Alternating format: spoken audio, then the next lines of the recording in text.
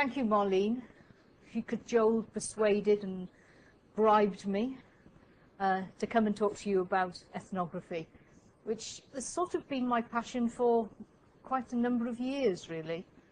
One of my famous stories is that I was very late going to university. I think I missed the bus the first time. And I arrived at an MSc Methods course and said, will you let me in? I don't have a degree. And they said, yeah, come on in. So I've been schmoozing people ever since, really. And so I first learned ethnography in Cardiff with a chap called Paul Atkinson, who's written just one or two little books about ethnography, which you may have heard of. And his title now is Distinguished Emeritus Professor. And he took me out for lunch last week, and I said, how does that make you he said, even more important than I was before. Have a drink. Okay, so I'm going to try and press a button now or something, and let's see if it oh no, next. Here we go. Right. The ethnography I'm going to talk to you about is, I'm going to try and set the context. And because I get bored with slides, I like to give you pictures. And this research I did in an area north of Birmingham. And it was an area of major deprivation. And I took lots of photographs as I went around and started doing the research. And I always feel it's important to look at all the theory and the words in the context of the reality. And the reality was an area that was pretty run down and not particularly safe. Let's see if this works better. So let's begin. I think it's just worth reminding ourselves what is ethnography and how does it fit into the world of research. Well, it's qualitative, there's no doubt about that. It's a genre of writing which uses fieldwork to provide descriptions of societies.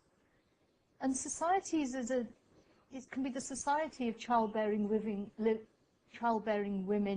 living in poverty in Birmingham, or you can do an ethnography of the School of Nursing and Midwifery Studies in Cardiff University, because that is a society, and the same methods are employed to study different societies. It uses observation that's direct and it's first-hand. You can analyse texts, and I was very involved in that activity. And it can be small talk, it can be chats to quite formal, in-depth interviews. It usually involves transcribing, using field notes. Most texts will tell you that it's for an extended period of time. It's not possible to do ethnography on a Friday afternoon and write it up. You might miss something if you do it that way. And it's holistic, and it tries to portray from the perspective of those who participate. So how do you do it? Listen, listen, listen. I don't know if you've realised, but what do professors do for a living? They profess, which means they talk too much. And I've got some very astute grown-up young children who point the remote control at me and press mute. We talk too much. So one of the crucial things about being an effective ethnographer is to listen. And I'm certainly getting better at that.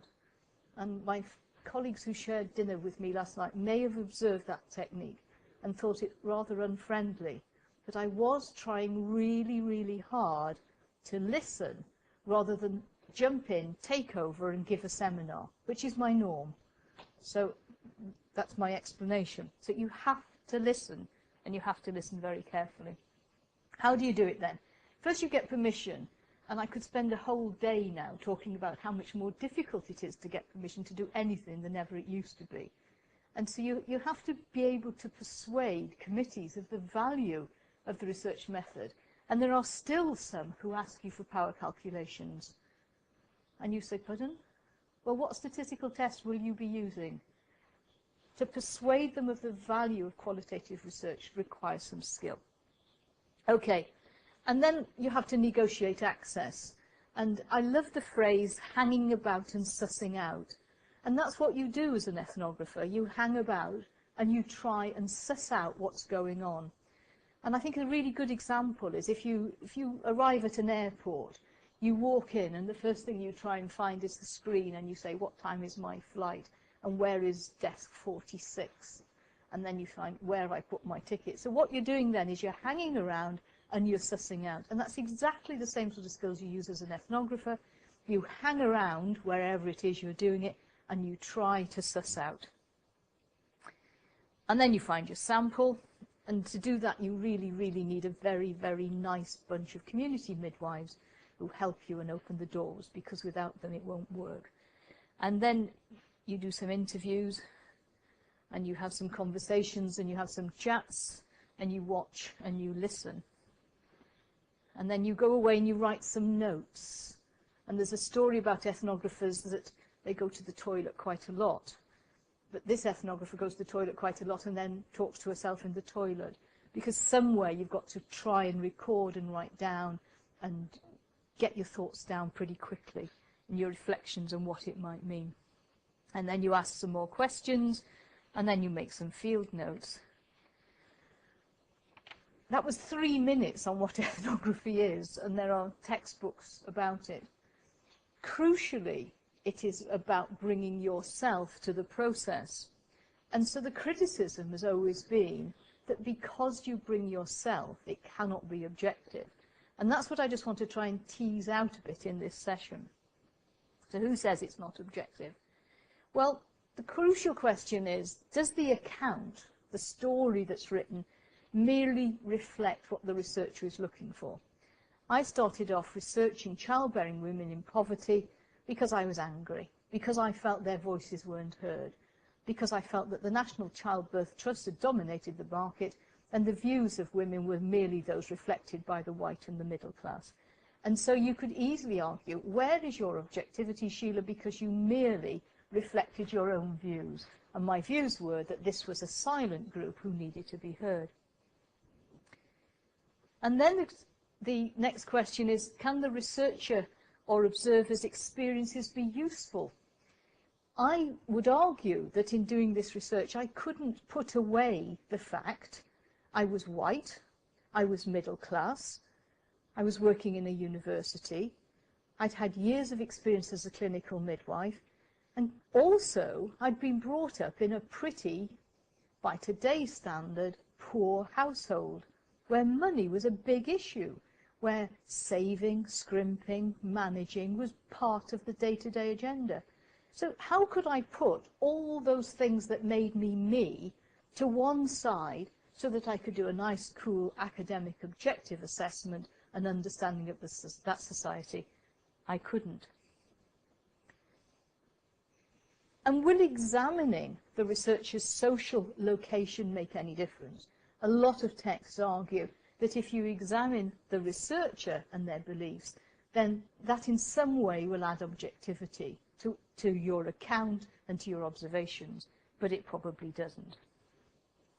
And will making explicit the processes of decision-making, producing the interpretation, make any difference? So if you systematically set out how you went about it, does that add to its objectivity? And I'm arguing, no, it doesn't. You merely set up the process as you would any research tool or method, any controlled trial. You'd say what you did and how you did it. And that's just as relevant in an ethnography, but it doesn't actually, in my view, add to its objectivity.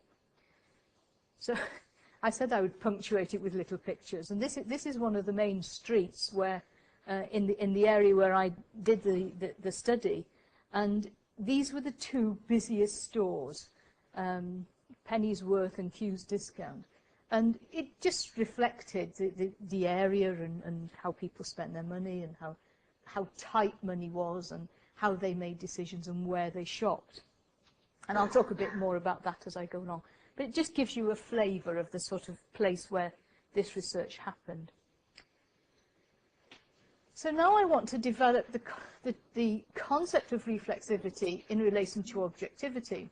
There's a confusion that says the more reflexive you are about your findings, the greater your objectivity. And I think I'd like to challenge that as part of our thinking about it this morning. So reflexivity, it's defined as a tool or a mechanism to analyse your personal, intersubjective and social processes which shape the research projects. What does that mean? It says, how am I what I am? What do I bring? And how does that shape the sort of things that I'm looking for?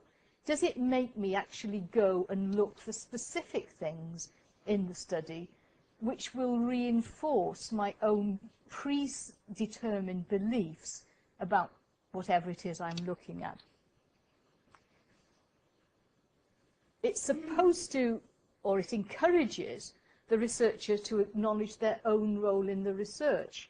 Now, I was a midwife, and I was researching childbearing women living in poverty. And as a midwife, I was bound by the ethical conduct of researchers, but also the ethical conduct that's required of a registered nurse and a registered midwife, which meant if I saw something that needed an intervention, should I note it or walk away from it? And I'll tell you a story, because I'm an anecdotalist, I'm told, so I can tell you a story. I went into one house to see a woman I'd gone back a few times, and her little boy, who was about 5 or 6, was at home. And it was a school day, so I said, is Johnny going to school today? And she said, no, it's raining. He doesn't go to school when it's raining. Aha, I thought, tell me more about this. Well, Johnny had talipes equinovarus, I think that's the term, not being a nurse, club feet. And he was waiting for surgery. And they'd moved house about 10 times, which was a very normal pattern in that community. Difficulties, you moved house. And somehow the referral for this treatment for his feet had got lost. They couldn't afford shoes to wear on wet days because he had to buy 2 pairs, one in a size 5 and one in a size 6 or whatever it was, because his feet were a different shape and he couldn't get shoes. So on wet days he didn't go to school. So you sit there and think, oh, this is a nice, interesting story, I'll write it up. You can't. You just can't do that. So what you say is, okay, this is how you solve that problem. And you say, you do this and you do that and you do the other. And then you go away and think, should I have intervened? Should I have got involved in that story? Was it my right to tell that mother how to negotiate access through a health system to enable him to get a white middle-class mother? My children went to the dentist, they got to the orthodontist, they took their vitamins, they got vaccinated, but they were outside that mainstream because they didn't know the techniques to solve it. It was solved, the child had surgery, it was sorted, he had shoes, he went to school. So, could I have stayed outside it? No, you wouldn't have either. So, did I have a role in the research? Of course I did. And did I bring my knowledge and experience into that research? Of course I did. Another story was, I went into a house and went in, the baby was born, lying in a cot, and the baby looked to me to be dead. It wasn't dead, it was just not terribly well. It was sort of pale blue, not breathing very well, and very cold. Interesting from a research perspective, one could do some field notes, or one could actually call an ambulance and get the child admitted. And that child had systemic thrush, and that was all to do with the lizards in the room, but I'll tell you about that story later. But what could I do as a researcher but intervene? No option at all. So you cannot disconnect your role, your past and your history from the research that you're doing. Okay.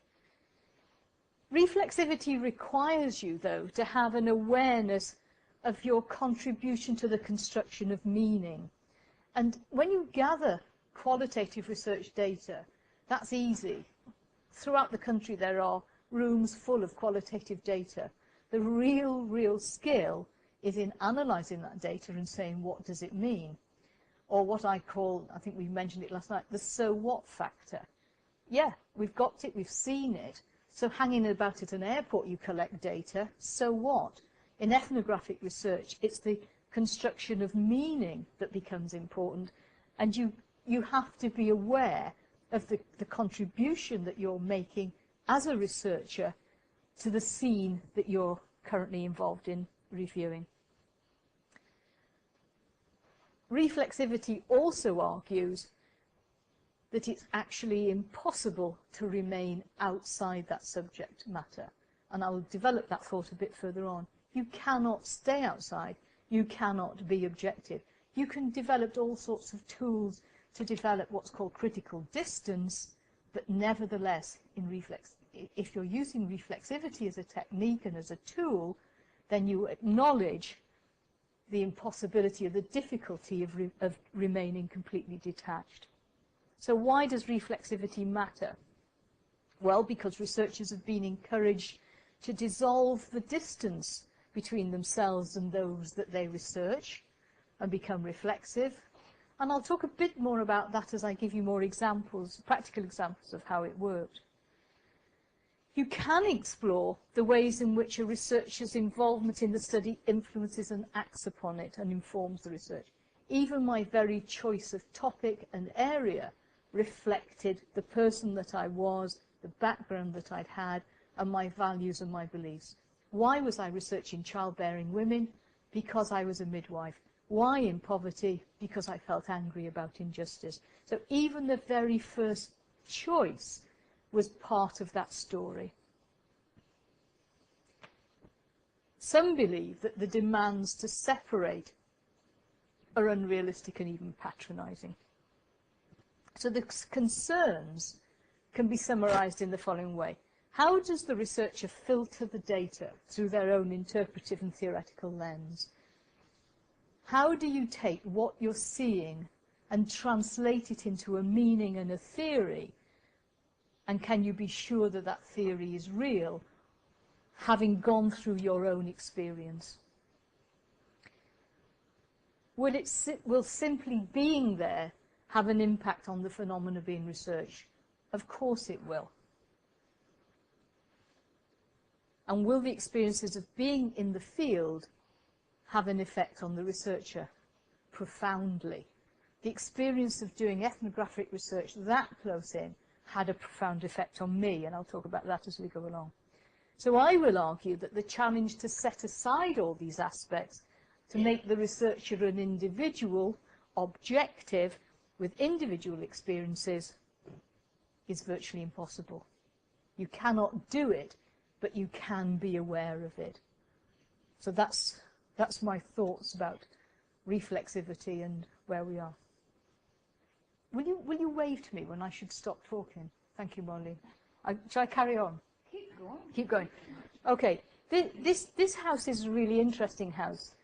You can see that it's boarded up, and the garden is a little rough and ready.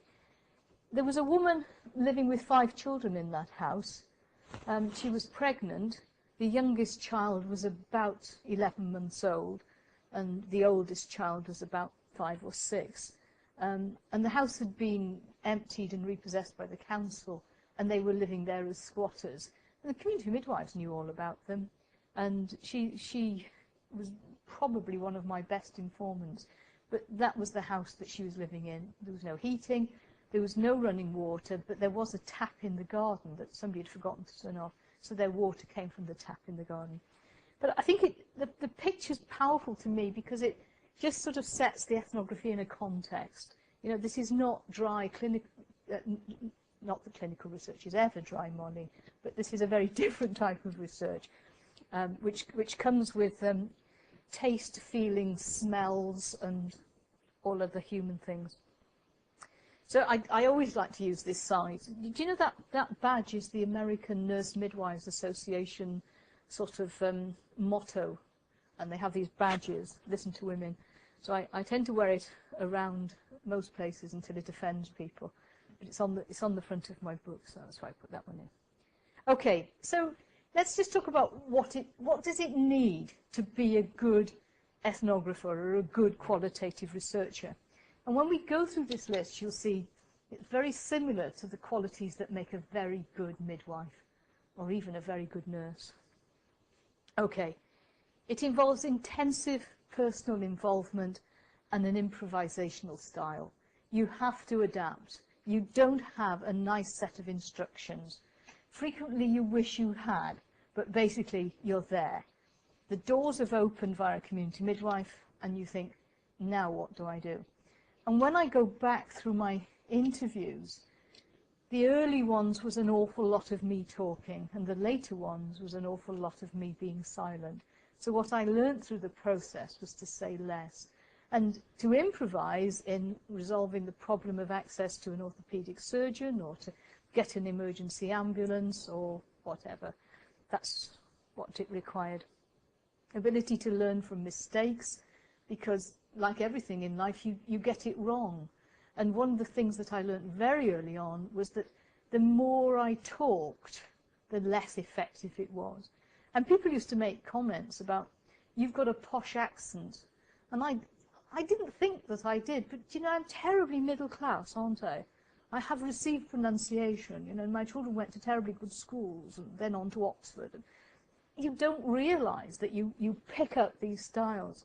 And one of the other stupid things I did was, when you think back, you think, how did you do something so stupid? But I'd been to Harrods in London, and I bought one of their shopping bags. You know those plastic ones, green, with Harrods written on it? So in my Harrods bag, I had my tape recorder and my notebook. And you know, how ridiculously out of context was a Harrods bag in that setting? But that's what I carried. I did get the dress right. I'm always jealous of Marlene's figure, okay? I may as well come clean about this in this. But the style of dress was leggings and baggy t-shirts. It doesn't do a lot for most people. It did even less for me. So I had to learn from my mistakes. Okay, I'll keep on going. Now, I think this is one of my favorite quotes about ethnography. It's not objective, it's not subjective, it's interpretive. And it's mediating two worlds through the third. So what are the worlds? The world of childbearing women living in poverty, the world of academia and trying to get a PhD, and mediating it through my own experience as a midwife, as an academic, as a mother, as a human being. All those things add to the process of interpreting. Okay, I want to talk a bit about doing interviews. I'll just put all these up now because I'll try and talk them through. If you read books about doing interviews, they say find a nice quiet place, make sure that you're not going to be disturbed, put the recorder on the table and check it out first. First thing is you have to learn how to do interviews with Sky Telly on, loud, all the time, norm. And you have to learn to adjust your tape player or your CD player to suppress the background noise. And you also have to get used to the fact that people wander in and out all the time. One of my best interviews was there with a local authority council gas fitter who was servicing the fire. And he was chipping in, adding comments about what was going on. People wandered in and out. And I got very, very afraid of sort of big men wearing vests with tattoos. I sort of got very frightened. And in the book I talk a lot about, there's a concept of night fishing. And night fishing is a euphemism for going to see your other lady in your life. And I was interviewing one woman, and this guy came in who I knew as Ben. And the woman said to me, oh, that's Ben, he's been out night fishing. And I thought, I can't see his fishing rod, but you know, never mind. I went to the next house and sort of did another interview, and then Ben came in again. I said, oh, that's Ben, he's just been out night fishing. Now, they didn't live close, but neither woman knew that they were actually sharing Ben, and Ben was fishing. I was going to say dipping his wick, but I think that's the wrong term. But night fishing area. So if you start doing family trees and work out the genetic pool and how you share that out, it's quite interesting. So visitors were free and easy and moving in and out. Noise, the TV, and other children. I remember, no, I won't go to, but throughout the interview, I translated one interview and it kept saying, sit down, John, sit down, John, sit down, John. And so sit down, John, I had to sort of delete and put it in brackets because it was just a permanent punctuation of this really interesting interview about how women relate to midwifery and how they get the care they need and the things that they want. One interview was completely ruined because the woman just started having hiccups all the way through, and that was abandoned. And then another one went into labour, and so that was abandoned. So this balance between warmth and detachment, you had to be a friend, but you had to be distant from it. But you had to create a relationship with those that you were researching. Otherwise, they weren't going to tell you anything. Much, much less of the researcher's voice, as I've said.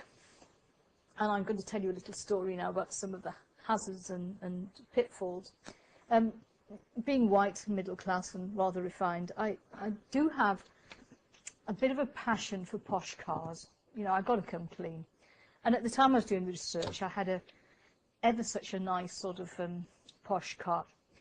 And I drove off to do my first interview and parked outside and went in and did it and came back out and there were no wheels on the car.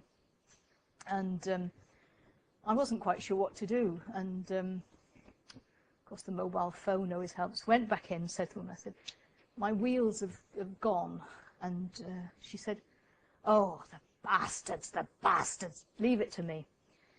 So I stuck a note on the windscreen and said, this car belongs to Sheila. She's a midwife doing research. Please can I have my wheels back? She said, come on in, have a cup of tea. Now, if you're a community midwife, you know that you've got to be really careful where you have tea for two reasons. One is it drinkable? And two, where do you have a wee afterwards? And they all drink sterilised milk. And anyway, so I went in, had a cup of tea with sterilised milk. And she said, I'll sort it. Came back out, wheels were back on, note on the windscreen, and it said, your tracking's out. Do you know what tracking is? I'm glad you do. It's something about the way the wheels rotate. There were all the wheels, and the note saying your tracking's out. So it was quite an interesting challenge. I just wanted to tell you a little bit about disasters. I'm also, apart from having a fancy for fast cars, I also have a problem with animals. I'm very happy for them to inhabit the planet, but not in my space. I'm just not very good with animals, especially very, very large dogs. And very large dogs that put their paws on your shoulder and copulate against your legs, I find particularly distressing. Okay, move on. So I'm trying now to bring us. I'm trying to be academic because Marlene will tell me off. I want to go back to my motivations for doing the research because that impacts on this whole process of objectivity. That was my starting point. I wanted to understand the experience of childbirth from the perspectives of women whose voices were seldom heard. I've told you that. I wanted to look beyond statistics because all the statistics told you what the perinatal mortality rates were and how many were breastfed and how many were this and how many were that. I also, come clean, felt I had a mission. I was going to look after these women. Single-handedly, I was going to solve poverty. I was going to put the world to rights. I was going to redistribute wealth. I was going to influence the government. It's what you do. It's what you do. And then you come clean and you realise you can't do anything. I wanted to give them advice. I wanted to respect them, certainly. I wanted to ask sensitive questions. And I wanted to try and help each woman embrace her own childbirth experiences. And there is an awful lot of literature that talks about validating experiences by listening. And I felt that this was a group of women who were just outside the system and therefore didn't have those opportunities. And an awful lot of my data is very much about those sort of things and find their own solutions. I was a bit of an angry radical feminist. Truth is out. I was going to solve injustice in the world. I believe that bad things happen to women mainly because of men. I've modified my language there. If it was a totally female audience, you know, we'd have used the term illegitimate. I had a passion, and if you are thinking intelligent research, you say, yeah, come on, Sheila, where's the objectivity in this? I'm coming clean with you.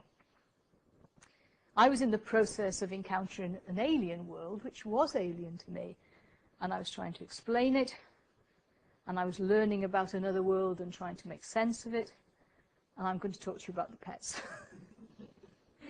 So I set about to do it because I believed that things were wrong, and I had this naive belief that I would put it right. And I'm sure those of you who are involved in supervising PhD students, they nearly all come because they're going to solve the world's problems. And the reality is that one small PhD, I know it's very big, but one small PhD will not solve the world's problems, and you can't believe it. Okay, so Roxy's Pet Shop was a thriving, booming business in the area that I did the study. And my worst encounter was with a very large snake that was coiled in the toilet. I told you I had difficulty in finding somewhere to go to the loo. Lizards were very commonly kept, hamsters and gerbils, and rats. Rats with tumours I found particularly challenging, as were big dogs and cats. And I did did some counting and counted out how many people that I met had animals and how many of them had more than one. And at one point I almost was going to use a statistical package, but that was going too far. I didn't actually pursue that. But pets were a very, very important part of women's lives. And they didn't use the phrase unconditional love, but they did say, pets love you, and they don't ask anything of you. And it was a really interesting part of the work that I did. Okay, sample was, you have to put this in a form of research paper, don't you? It was serendipitous.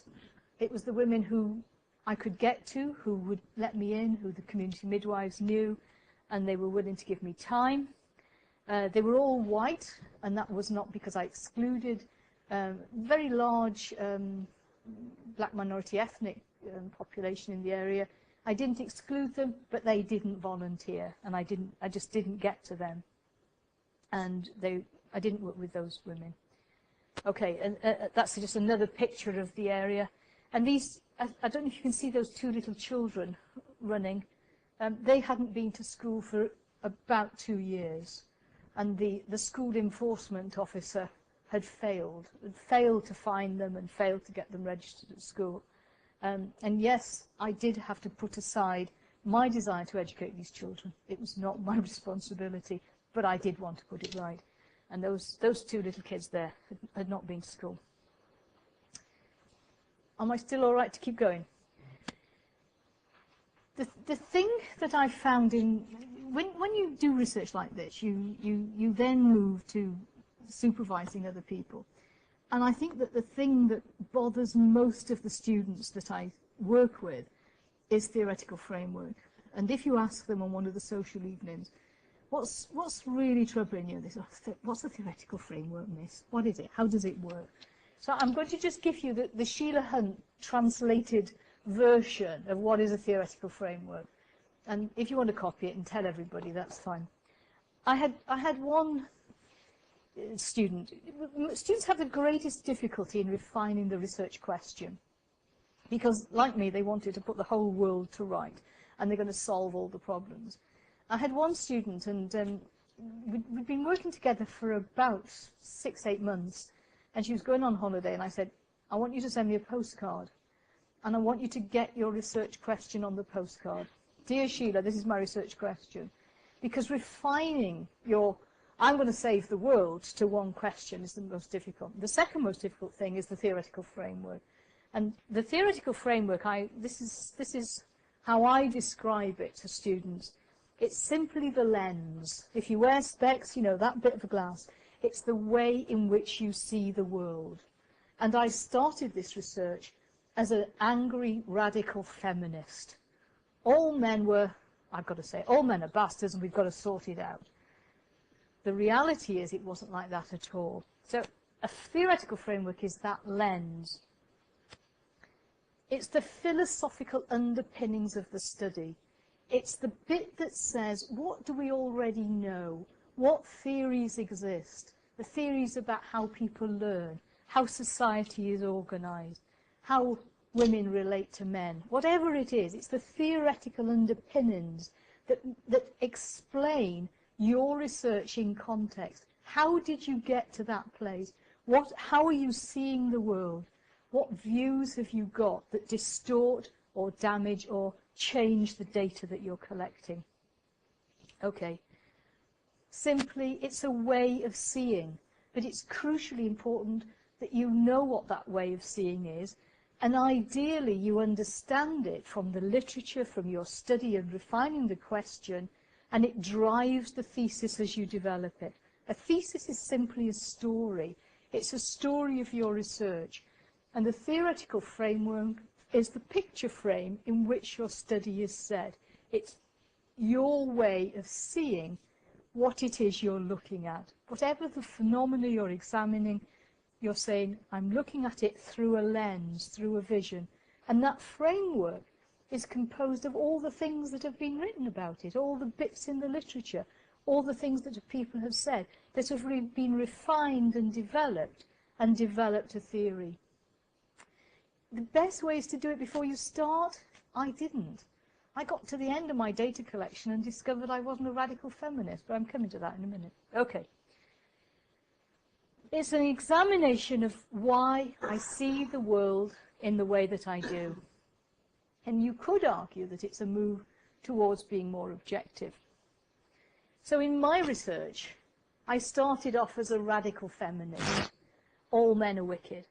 The socialist Marxist version of feminism came in later. It was about the division of labour and who had money and who had power through money. And men could work and women couldn't work because they were pregnant. Went out through the window. Liberal feminists, which was all about sharing and equality. And then I became a post-structural kind of feminist. And I was home at last. Ideally, you should start there. But I didn't even know enough about it.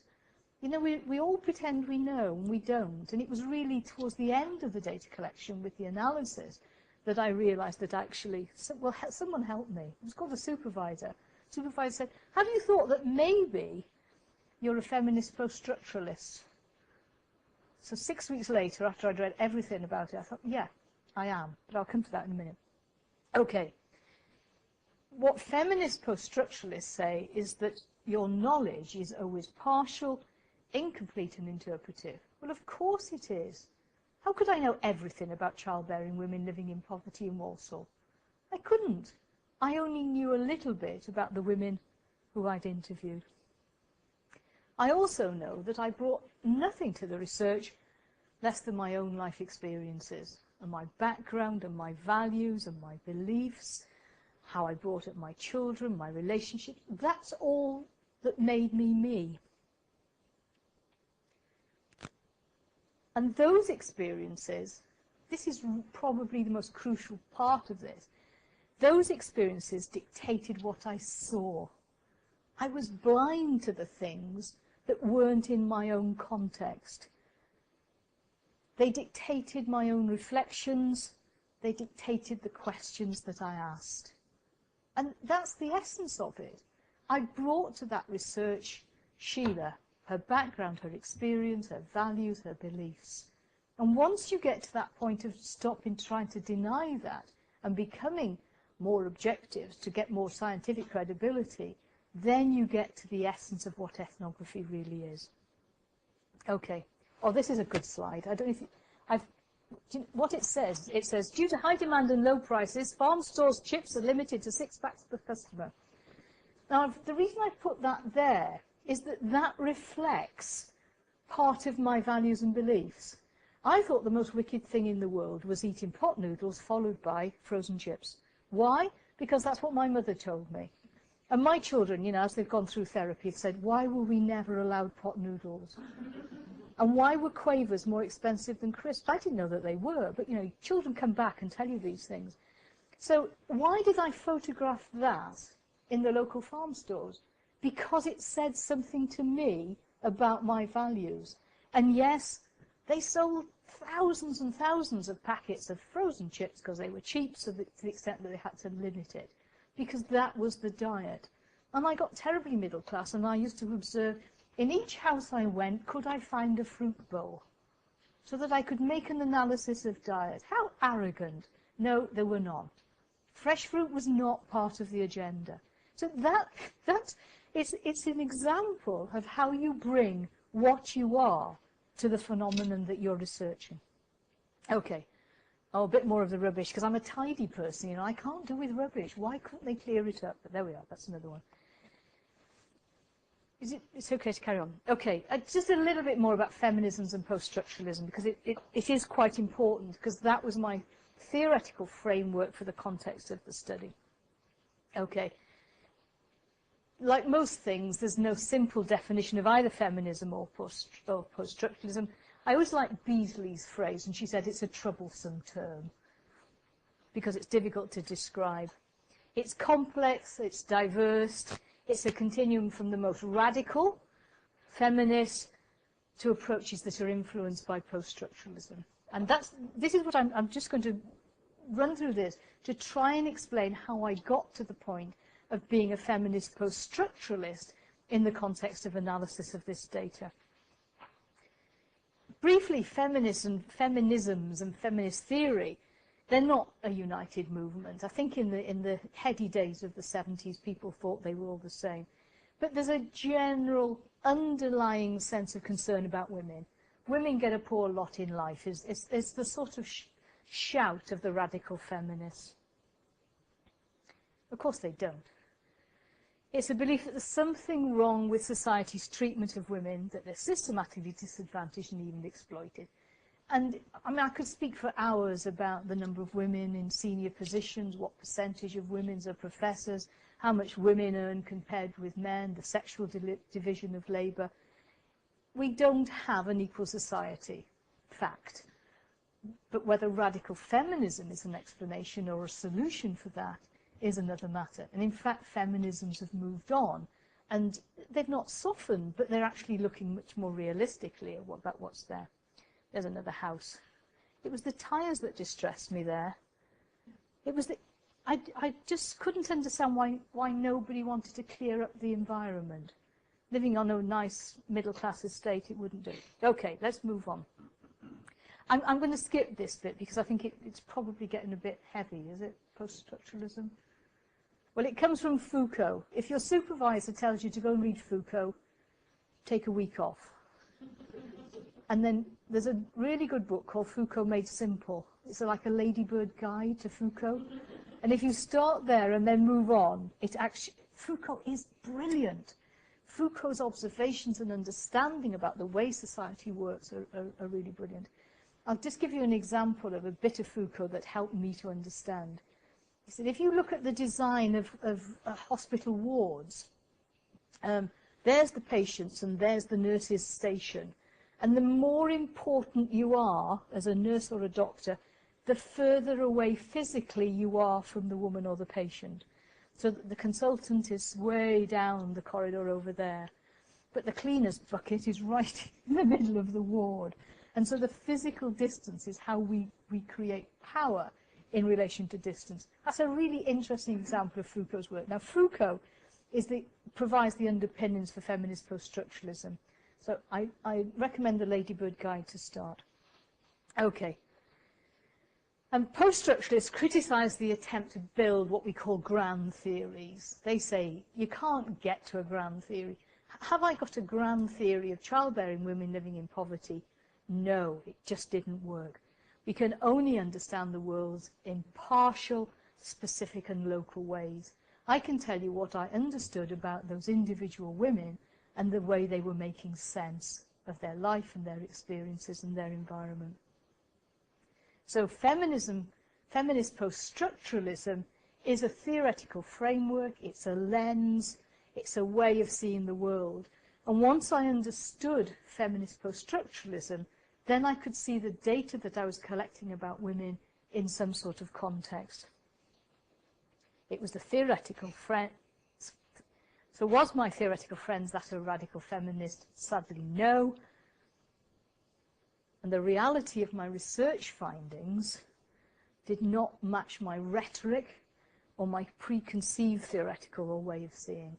These were not oppressed women wicked men who were powerless and just doing what they did. That it just didn't work at all. So shock horror. Sadly, I had to move on and come clean and declare that I just wasn't a radical feminist anymore. My rhetoric didn't match the complexities of the lives of the women that I was studying.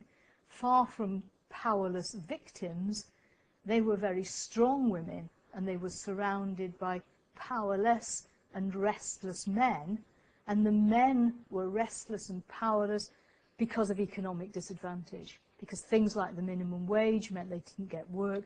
It meant that the women actually were the power in the households in which they worked, in some of the situations. And by concluding, because I started the idea, you see, that if we redistributed wealth, we'd solve the problem of poverty. I did write to Tony Blair, but he didn't change the whole world overnight. But it ignores the subtle differences between individuals. So at this point, I knew the theoretical underpinnings of my research had moved on from the anger of radical feminism. And my supervisor used to say, can you get off your soapbox? Can you stop being angry? And can you start to see the reality and the complexity and the overlapping themes in the women that I was working with? So post-structuralists, just to give you the essence of post-structuralism, say there's no definite answer, there's no responses, reactions are determined by individuals, and therefore you cannot impose universal solutions. So the Sure Start program, which was really, really an important intervention in lives of the women such as this, really worked with some, but it didn't help everybody. And state solutions, government solutions, tend to be structural. They tend to try to change the structure of society, and they may or may not work in individual women's lives. But there's an assumption that when the state produces a solution, it will improve the lot of most women. Okay. Post-structuralism says there's no right answer, there's no certainty. And I kept trying. I kept trying to find the answer. And I kept trying to find solutions. But it didn't work at all. And my neat data, and data is plural. Have you got that? Yes. Data were not neat. There were inconsistencies, there were irregularities and inexplicable differences. So my attempt to neatly box these women into an oppressed group for whom the state would provide the solution was not true at all. Okay. Shall I carry on? Right, okay. I just want to talk a little bit about analysis, because the most difficult thing about dealing with qualitative data is analysis. And I have a personal grouch, and that people over-rely on packages. And they're very, very good, but they really don't do the thinking for you. They organize data for you. There's Nudis and Ethnography and all these packages. And what they do is put it in order. And I'm the sort of person who likes a big piece of wall, the garage, and I like Post-its and big sheets of paper, because that's how you think about it. And the process of analysis is the thinking, and any computer package in the world will not do that for you. That's my personal view, and I'm allowed, because I'm old now and a professor, I can say. I think you have to be completely immersed in the data. I used to play the CDs all the time to listen to the voices. You have to be immersed. This one will go down really well. I don't think anyone can transcribe your interviews, only you. And that's how you totally immerse yourself in the data. When people come into speak, can you sign this off, please? It's paying for transcription. So I always give them my little spiel. I think you have to revisit, you have to go back to women, you have to go and clarify, you have to go and ask them again. You have to say to them, this is what I think you said. Is that what you meant? And that process of checking is a very important part of the analysis. And you have to keep thinking, and you have to keep listening, and you have to try and understand. And out of it, you begin to synthesize. And that's what takes you from first degree to second degree to PhD. It's the synthesis, and that's the bit people struggle with. And what they do is write beautifully about what they found. And I say, yeah, what does it mean? Where do we go from it? What does it matter? And that's the synthesis. And the synthesis is the most difficult. And it's the synthesis that earns you your doctorate. Nobody ever wants to come to be supervised by me. We do have such fun. Okay, so you contextualize and decontextualize and theorize, and you recontextualize, and you're trying to make sense of the data. And I think thinking, packages help, but the thinking is the real difficult thing. And do you know, doing a PhD, what you're really required to do is think, isn't it? So you say, what are you doing? Oh, I'm collecting the data. Yeah. When did you think? And we live such manic lives that we don't think. And what academics do is think. And the best academics think the most deeply. And they challenge and they think again and they ask questions. Say, well, why might that be? Why should that be? What is this data telling me? And it's the thinking that people, I just think, my experience supervising listening to midwives is that's the bit they find the most uncomfortable. They would much rather do than think. Because they're used to doing. They spend their day job doing. And you sit them down and you say, I want you to sit there for 5 minutes and say nothing. Which I just make tea. No. 5 minutes and say nothing. Magic things happen when you stop. Leave a space and allow thinking to take place. I don't think I've got time to do this. You have to read the book. Managing the money was a huge issue. Christmas was a huge issue. It came on the agenda when the clocks went back. That's when the trees came out. Managing Christmas in a very consumerist society when you're living in poverty is a real challenge to most women. I've talked to you about pets. Diet, food and shopping was a huge area of concern. When you shop, how you shop, which shops you go to. Strong women and restless men. The women were strong. They weren't these powerless, defeated, pathetic people at all. They were the most capable women. And they were surrounded by men who had lost their function in life as hunter-gatherer providers because there was no work in the area. And so we had night fishing and a few other variations on the theme. Putting up and putting off was really interesting, and that was why women stayed in relationships, even though they put up with them and they put off doing anything about them, because life was too difficult dealing with the day-to-day to resolve the bigger problems. And that's, I think, how a lot of people live. They put up, they carry on, because they haven't got time and energy to do it. In terms of midwifery practice, what they said more than anything is, all I want is a bit of respect. And some midwives tended to make judgments about people by their postcode. They knew they came from this area, they knew that their occupation was unemployed or single, and they made judgment about them. And crucially, what these women wanted more than anything was a bit of respect. Okay, and that's the book. And shall I stop there? Because I probably should. Thank you for your attention. I could have gone on for 3 hours. Thank you, Marlon.